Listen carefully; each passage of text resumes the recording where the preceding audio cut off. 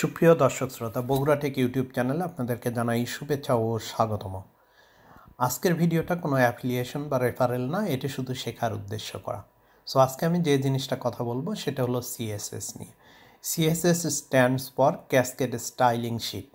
এটা ওয়েব ডিজাইনের ডিজাইন করার ক্ষেত্রে ব্যবহার করা হয়। যেমন আপনি এইচটিএমএল দিয়ে যখন আপনি একটা ওয়েবসাইট ডেভেলপ করেন, ওয়েব ডিজাইন করেন, সো যেমন ধরেন আপনি একটা লেখা ওয়েবসাইটে লিখলেন, এই লেখার পরে ওই লেখাটা কোন কালার হবে, কোন পজিশনে যাবে, এবং এই লেখাটা বোল্ড হবে, ইটালিক হবে, বিভিন্ন ধরনের ডিজাইন আছে। এই ডিজাইনগুলো করে সিএসএস ল্যাঙ্গুয়েজ দ্বারা।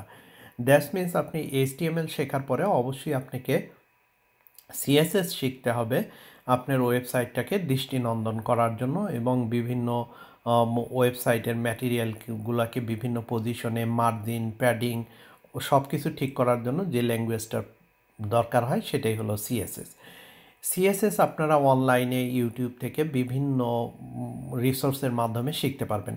আজকে আমি শেয়ার করব এমন একটা বই, যারা নতুন এবং বই দেখে পড়ে এটা শিখতে চান, সেটা হলো সিএসএস 3। এটা লিখেছেন মিজানুর রহমান, এবং আমি বইটা যতদূর পড়ে দেখেছি এবং রিভিউ করে দেখেছি, এখানে স্টার্ট পয়েন্ট থেকে এন্ড পয়েন্ট পর্যন্ত ছোট ছোট প্রজেক্টের আকারে খুব সুন্দর করে দেখানো হয়েছে কিভাবে সিএসএস ওয়েবসাইটে কাজ করে এবং কিভাবে আপনারা শুরু থেকে শেষ পর্যন্ত শিখতে পারেন।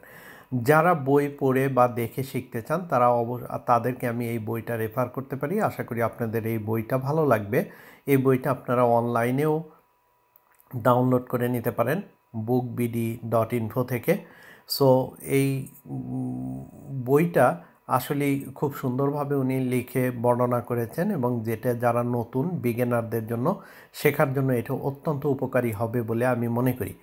সো আপনারা বইটা পড়ে দেখতে পারেন। যদি বইটা আপনাদের ভালো লাগে এবং এখান থেকে কিছু শিখতে পারেন, তবে অবশ্যই আমার এই ভিডিওটাকে লাইক করবেন, চ্যানেলটাকে সাবস্ক্রাইব করবেন, এবং ভিডিওটা অন্যদের মাঝে শেয়ার করতে ভুলবেন না। ধন্যবাদ সবাইকে ভিডিওটা দেখার জন্য।